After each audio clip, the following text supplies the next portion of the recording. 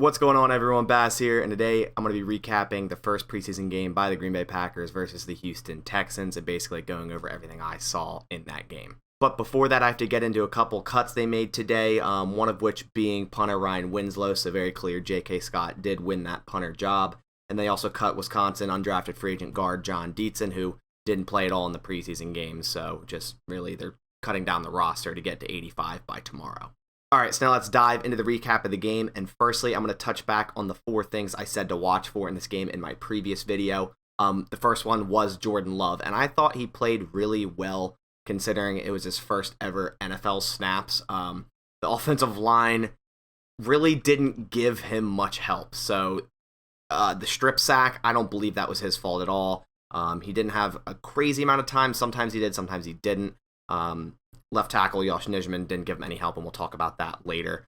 And it seems like he went through to his first read in most of his progression, which is pretty normal for a quarterback going into their first ever NFL snaps. But yeah, it seemed like anytime he was running a play, he looked for his first read and pretty much stared it down through that there. I think on the first third down, he tried to force a ball into, I believe, which was Amari Rodgers. And it was a nice pass, but just in double coverage, and there might have been someone a little bit more open than him. But overall, Jordan Love finished 12 for 17, 122 yards, 1 touchdown, 110.4 quarterback rating, and a 72.4 PFF rating, which was good enough for the third best rookie quarterback this week. So overall, he played well. I thought he played pretty darn good. And what I did notice with Jordan Love during the game is he was really slinging the ball. He was putting a lot of heat on his passes on the quick slants, a couple of which I believe Malik Taylor ended up catching, but he had to bobble first because they had so much heat on him. But it was just really good to see Jordan Love really slinging that ball out there. I've said in previous videos that sometimes in camp he slings it, but if it's a deep ball, he kind of lofts it. I didn't see any of that this game. He didn't really throw any deep balls, but overall he was really slinging the ball. And then, of course, he left with that dinged-up shoulder on the strip sack. Everything should be okay. He still has a chance to play in this next game on Saturday against the Jets. But like I said earlier, I don't believe that strip sack was his fault at all. Josh Nijman really let go of that edge, and Jordan Love didn't see it coming at all. All right, so next up is the interior offensive line. And I'm going to talk about the offensive line in a whole because it did not have a good day at all. Now, first, I will go over the good from the offensive line, one of which was Josh Myers. Now, he didn't play a ton, but when he did make some good plays, some good blocks. On the Kylan Hill screen touchdown, Josh Myers had one of those key blocks to allow Kylan Hill to get to the end zone. Another good thing when Royce Newman, rookie guard / tackle, came in, he did play really great. He was actually PFF's top rookie offensive lineman this week with an 83.6 rating. So in regards to the starting offensive line in this game, obviously with all the key guys out like Elton Jenkins and Billy Turner and whatnot, it went like this. Josh Nijman was that left tackle, which was a surprise to me. I thought it was definitely going to be Cole Van Lannon there at left tackle. John Runyon at left guard, no surprise there. Myers center, again, no surprise. And Patrick at right guard and Dennis Kelly at right tackle. It is important to note that John Runyon did move to center once Josh Myers was pulled out. And that speaks a lot, I think, to how the Packers think of and look at Jake Hansen, the rookie center out of Oregon from last year. They obviously don't like what they're seeing with him if they're going to put a guard at backup center before they put him there. All right, so now moving on to the bad for the offensive line, which outweighs the good. The starting guards, just plain and simple, did not play well. Runyon and Patrick, they just didn't really have that good of a game. As well as Josh Nijman, he didn't do a good job containing the edge at all. Like I said, I was honestly surprised he started at left tackle there. The run game, the offensive line run game was pretty abysmal. 21 carries for 49 yards, 2.3 yards per carry. Very, very bad. The only reason that average is as high as 2.3, which is a low average to begin with, is because Dexter Williams got a few break-off runs at the end of the game. But other than that, the run game wasn't there. They didn't give the running backs any help. It just seems like the running backs were running into a wall every time. So definitely unimpressive performance by the offensive line here. They did say after the game they're going to be shaking up guard for next game, so probably could be something like Ben Braden at left guard and Royce Newman at right guard, who, like I said earlier, Royce Newman did have a good game, so that'll be cool to see Royce get to play with the one starting next game. So next up is the fight for wide receiver, and as I said in the last video, Devin Funchess really had the chance to single himself out in this game, and I think he did exactly that. 6 receptions for 70 yards, and that's in about a half of a game with a 77 PFF rating. Devin Funchess looked really good out there. We didn't know what we were going to get with him. Out of football for what seems to be over 2 years now with the injury and then sitting out, opting out for COVID last year. You really didn't know what you have with him, but he looks like a very physical, nice veteran wide receiver that the Packers could definitely use down the line. Malik Taylor with the start opposite him. Also a very good game by Malik Taylor. He went 5 for 50 and definitely upped his case to make the roster. He also had an 81 PFF rating.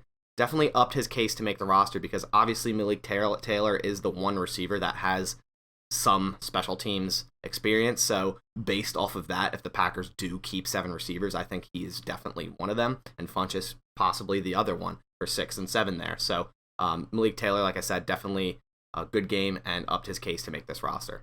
So as for third round pick Amari Rodgers, they did throw a couple bubble screens to him, and I think he also caught a drag across the middle, but nothing other than that. I would have liked to have seen Amari Rodgers a little bit in, say, like a jet sweep or even some backfield action. Now, I know in the preseason, the playbook's very vanilla. They're not going to bring out anything that's going to give away any of their concepts, so I get that, but I would have liked to see a couple plays really made out for Amari Rodgers that wasn't a bubble screen. And then finally, although he's not a wide receiver, I thought Jace Sternberger had a nice game. Obviously, on that key third down, Jordan Love found him over this in the seam, over the linebackers, under the safeties. And just overall, this is exactly what Sternberger needs. Obviously, he's suspended for the first 2 games, so he's not going to be rostered for the first 2 games. But if they want to keep him come week 3 and cut another player for him, he's definitely going to have to keep this up. And then for number 4, I had young/rookie defensive backs. And let's state the obvious now, Josh Jackson did not have a good game at all. I think he probably let up around 5 catches. It looked like all 3 of the Texans quarterbacks were trying to pick on Josh Jackson. It seems every time there was a deep, complete ball on third down, it was against Josh Jackson. Just very bad performance by him. Definitely did not need that fighting for the 6th cornerback spot. A couple other corners, which I'll touch here in a second, definitely played better than him and probably jumped him at this rate to make that 6th cornerback spot. Rookie corner Eric Stokes really didn't play that much. I think he played around just 2 drives. He did allow a short third down catch on a quick curl, which was about 5-6 yards. But other than that, they didn't throw at him, which is a good thing for a corner. And as I was just saying, other cornerbacks kind of played better than Josh Jackson, one of which was Kabian Ento. I thought he had a wonderful game, an 82.4 PFF rating. And this is coming from a former wide receiver, reminding me of the Sam Shields day. But it's very good for him looking to take that 6th cornerback spot. And if he keeps that up, he will certainly take that spot over someone like Josh Jackson. So I also saw some nice things from rookie corner, slot corner, Shamar Jean-Charles there in the slot. And then as for safeties, I thought Vernon Scott played really fast in this game, seemingly hopefully taking that 2nd-year jump that some players do, flying around the field, making tackles, hitting hard. As for other safeties, I saw a couple nice plays from undrafted free agent Ennis Gaines, Henry Black. Overall, a nice day by the safeties there in the back end. All right, so now that finished touching up on the 4 things to watch from my preview video, I have some other notes from this game quickly to go over, one of which, Oren Burks looked very good. Early in that first quarter, dude seemed to be making all the tackles. He had a 75.0 PFF rating with 7 total tackles, a sack, and 2 tackles for loss. A pleasant surprise from Oren Burks, a guy who is really underimpressed over these, I think, 3 years he's been on the team. Mainly been kind of a special teams contributor up to this point. He's an undersized linebacker. He's 233 pounds, but so is Fred Warner, so that's definitely not an excuse. Overall, if Oren Burks plays like this or can turn that page, it would be a very, very pleasant surprise for this linebacker room. Now, moving on to the front 7, I was not impressed by the pass rush at all. No sacks from an edge player or the D line. Like I said, the only sack was from Oren Burks. Garvin did get a quarterback hit, and Chauncey Rivers looked okay versus the run. But overall, the run D just wasn't good at all. Texans rushed for 170 total rushing yards. Now, there's no starting defensive lineman that played in this game. Obviously, Kenny Clark, Kingsley Keke, due to injury. Dean Lowry, those guys didn't play. But I would still like to see a little bit more by the backups here and by our depth defensive linemen stopping the run. And just to quickly touch up on special teams, I thought the special teams was pretty abysmal. Bad start for new coach Maurice Drayton. It seemed like the punt return on the opposing team on the Texans had all the room every time. Some of these punt returns, I didn't even see a gunner anywhere to be seen. The edge looked completely open, not contained at all. So they definitely need to figure out who their edge players are and get that squared away. As for kick return, the kick return one was Kylan Hill, like we predicted, like I predicted. So no shock there. Amari Rodgers was punt return one, and he looked a little bit shaky. Now he did muff that one punt that went to the end zone. He picked it up and got out, which ended up being a penalty on the Texans. But still, then the very next punt, they punted to him, and he decided to fair catch at the 10-yard line with about 10 to 12 yard space within the next guy. So definitely was a little nervous, and hopefully can build off of that. And then finally, I just want to touch up on the running back situation just a little bit, as I was just mentioning Kylan Hill at that kick return one spot. Kylan Hill is definitely a multi-talented player. We saw what he could do on that screen pass, taking it to the end zone.